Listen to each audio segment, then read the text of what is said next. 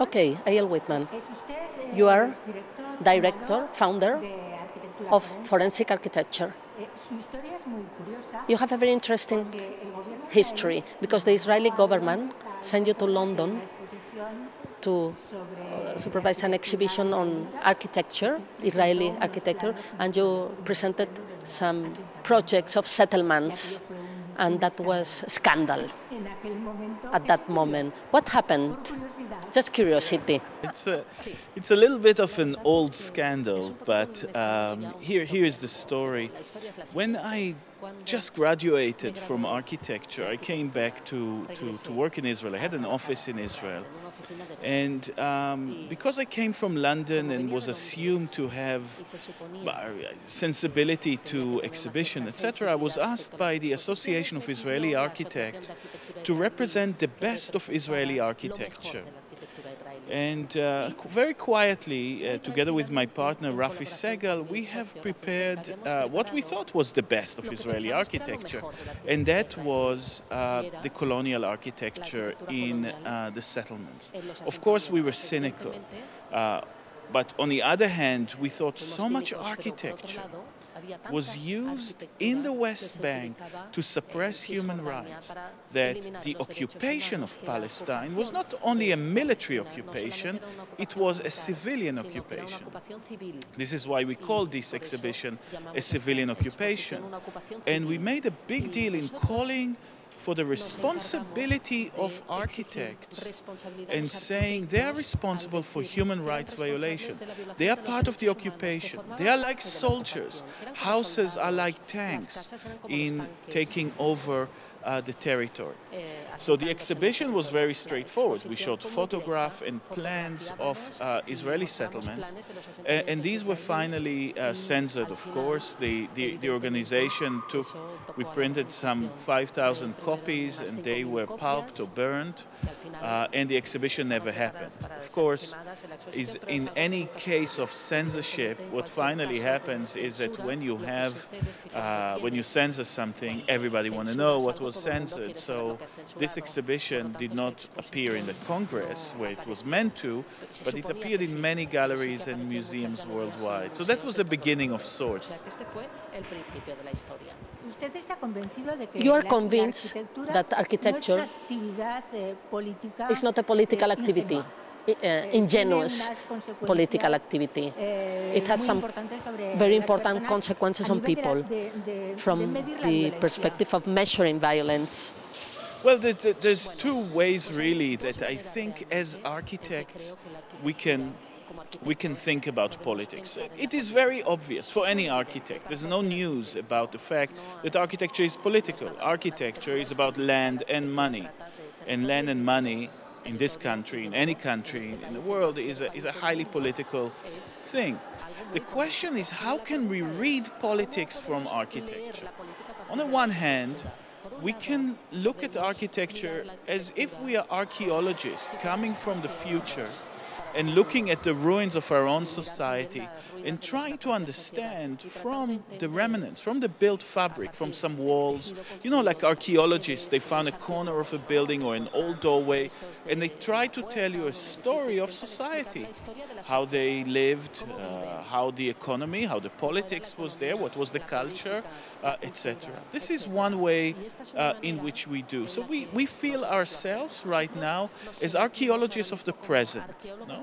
So for us, any building, this building right now is a piece of archaeology, and we would read the culture and politics from it. On the other hand, architecture is incredibly useful in understanding other forms of data and other kinds of violence. The reason really is that right now most conflict worldwide, in the Middle East, in Southeast Asia, in the Americas, in Central America, are urban conflicts. Wars happen in the city. There's hardly any war, old-fashioned war in the field of army against army fighting or tanks in an open field. Today we fight in the cities. And when we fight in the cities, civilians are in the part of the conflict field, and civilians get hurt or killed in there. So architectural evidence becomes very important to understand the field of contemporary conflict. It is very important in order to reconstruct the very basic question of any investigative journalist or any human rights researcher or any historian, for that matter, what happened here? And the traces are left on the architecture. And we are architectural readers. We are readers of architecture. We know how to analyze scratches or rubble, or to see a pile of rubble and to say, how did it got there? What destroyed it? Was the violence coming from different sides? Was there a firefight? Or was it a plane that has destroyed it? In that way, this is a kind of archaeology of conflict. On the other hand, we know that war that happened in the city and increasingly now generate enormous amount of data, because when you have civilians and journalists in a battlefield, everybody takes out now their smartphone and record images or clips and immediately upload them online or onto some cloud. And our way of understanding conflict right now is very much not from professional journalists, but from the citizen journalists that are living in conflict and sometimes take enormous risk in order to share their experience with us. You know, it's much easier to run away when you have an attack. But sometimes people are rather brave, and rather than running away, they turn around, they take the picture because they want to share with the world the realities of what is happening. Of course, it's not only civilians. Militants are using it, militaries are using it, and also propaganda is using it. The thing is that to understand all those images, to make sense of what has happened, you need to view them through architectural models. So we would build a model of a city, and we would put all those smartphone perspectives in there. And you can move between one camera and the next through the city, navigate through the environment in order to reconstruct what has happened. In that sense, architecture is not like an archaeology, but architecture functions for us like an optical device, like a device for seeing. Like it is the means of making relation between many images and telling a story. You went ahead of me in practically everything. But it's not easy for ordinary people to understand what is the agency doing. Forensic architecture. It's quite complicated to make people understand, ordinary people understand, that some people are dispersed all over the world doing crowdsourcing, that is to say, hiding in order to analyze a conflict, war conflict, and to share this in the hands of the authorities. You created this agency in 2010. Can you tell us how many people collaborate with you in the project? We are about 15. There are about 15 or 20 of us. The majority are architects like me, trained as practicing architects. Some of us are architectural historians. Again, this is my formal training. But we work also a lot with filmmakers and with photographers. The necessity of interpreting images, of looking close at what are the details within images, understanding the technicity of images, require image practitioners to work with us. So then there are those. There is, of course, artists that work with us, editors, there are coders, people that write code and program computer, because we sometimes have to design our own software because the kind of things that we need to do, there are no software packages for that. So we design software and we publish it later on open source online. And of course, lawyers. of course, scientists and very many experts that sometimes drop in and out of the office. But let's say it's an extremely multidisciplinary and international practice. Also, something that is absolutely important for us is that whenever we investigate a case, say we work now on a big case in Mexico on disappeared people, or we work in Guatemala, or we work in Indonesia, we would always try to employ people from that area so that we are not researching something as complete strangers, and that we are embedded also within groups that are local, that undertake political struggle on the site. It's always very important for us to establish connection with groups, with political groups, with grassroots groups on the ground, and that the investigation really is a kind of a co-production between us in London and the people on the ground, and we come, they come, etc. And this is how knowledge is being produced. The truth, contrasted truth of forensic architecture has shown what really happened with government and international institutions. Often, although people don't know, for example, you prove the destruction after destruction of Al Arabib, the city, or also the research, forensic research, which is done now for the recognition of disappeared people, also come from some research that you carry out on Joseph Mengele's skull. These are big success stories, right? Well, some of what we do are historical research into forensic techniques. The Mengele sits there. Other cases that we do are really what we call counter-forensics. You know, forensics is what the state does, is how the state employs the police to survey the citizens on the ground. What we do as citizens, we invert the forensic gaze. We are citizens, and the criminal is the state. And the problem when the state is the criminal is that the state always knows more, had more access to information. They have the better technology. They see more. They have their satellites, etc.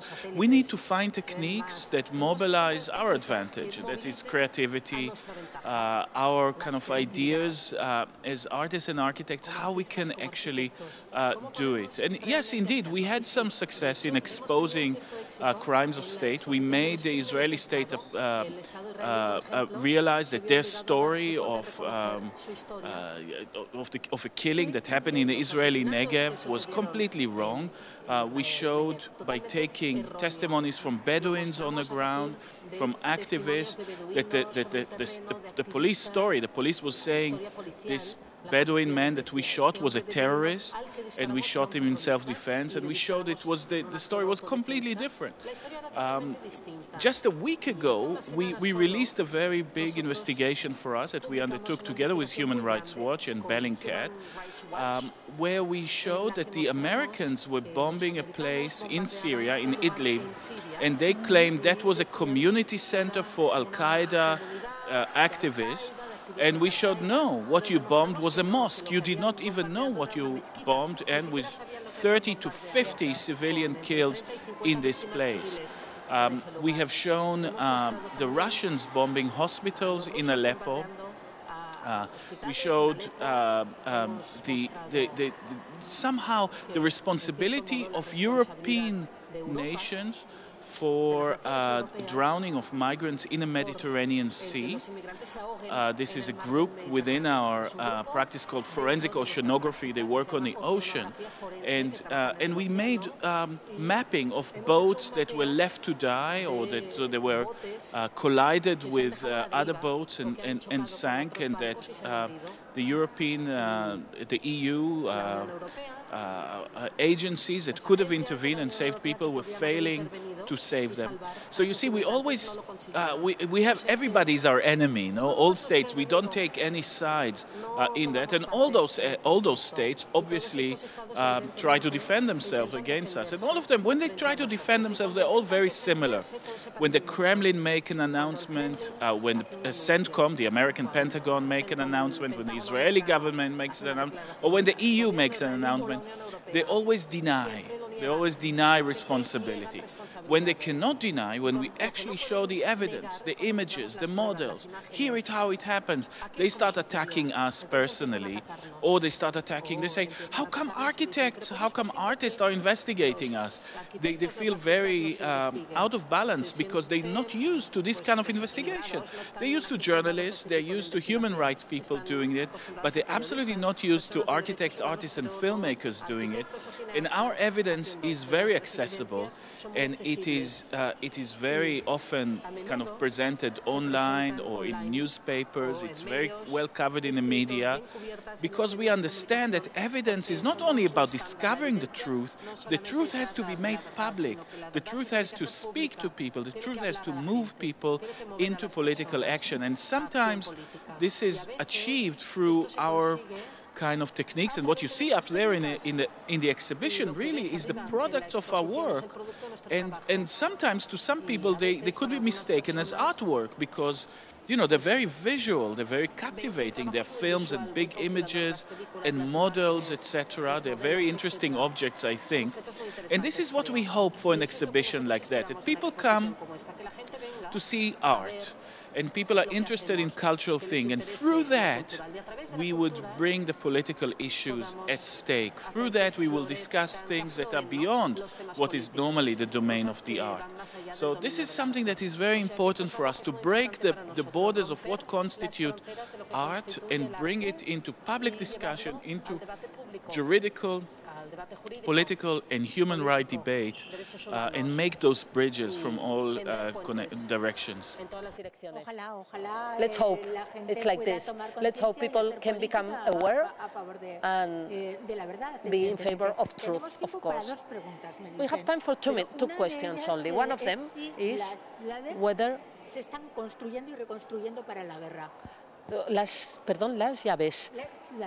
whether cities are being rebuilt for war. Some cities, so much war happened in city that anyone that rebuilds something in cities would rebuild it with their tactical advantage in mind. For the resistance, very often small streets and alleyways are very good to resist an occupying military. I remember that when the Israeli military tried to go into the center of Gaza or into the center of the cities in the West Bank, Jenin, Ramallah, Hebron, etc., sometimes they get lost in the maze of streets, and it's a great advantage for the resistance. So when they would rebuild it in a complex way. When the occupying military will rebuild, they would say, let's modernize it. Let's make straight lines and big buildings and big open spaces. And they would say this is for hygiene reason, or this is for more technically reasonable, or they would argue it in many other ways. But actually, a straight road is a road in which you can bring the tanks through, and big towers is where you can put your snipers and you can control the area from. So the city, both in its destruction and its reconstruction, it's an act of war. War, it's the war of homes and streets. And architecture and warfare here are very related. I'll give you an example. After Israel destroyed the refugee camp of Jenin, in 2002 they entered, and they could not move through the little street. So they brought the bulldozers, and the bulldozers cut big roads by destroying the houses, and they made like a big X through the city. When it was to be rebuilt, and this was a big donation of the Red Crescent, they got money from it's a branch of the Red Cross in the Islamic world. The Red Crescent gave money to rebuild it. There was a big debate. The resistance fighter wanted it to rebuild very complex, but the insurance company said, no, if we build it small, the tanks would again destroy the routes. So they built the streets exactly as wide as the width of a tank. so that if the tank moves in, it will not destroy the street. But of course, it makes no sense as a defense strategy to do it like that. And therefore, I think that made the city more vulnerable to build it like that. No time, sorry. They're coming to fetch you. 30 seconds only. What happened when Trump launched the other day the big bomb, the mother of all bombs? What happened when Trump launched this bomb? This is not a case that we have investigated, but we have great concern about this particular bombing, because it is normalizing a kind of munition that should not be used, because this munition cannot make any distinction between civilians and militant. Its destruction radius is 1.5 kilometers. Anyone that stands 1.5 kilometers next to it would be annihilated, whether they are children, families, or militants. And of course, now one bomb of that was dropped, but if we get used to the fact that we can drop bombs like that, civilians will be hurt. And our heart is always, and our struggle is always with the civilians against the militaries. So I think it's a very, very bad news. Eyal, muchísimas gracias por atendernos y le dejamos ya. Muchísimas gracias. Thank you. Thank you. I really enjoyed this conversation. He disfrutado mucho esta conversación.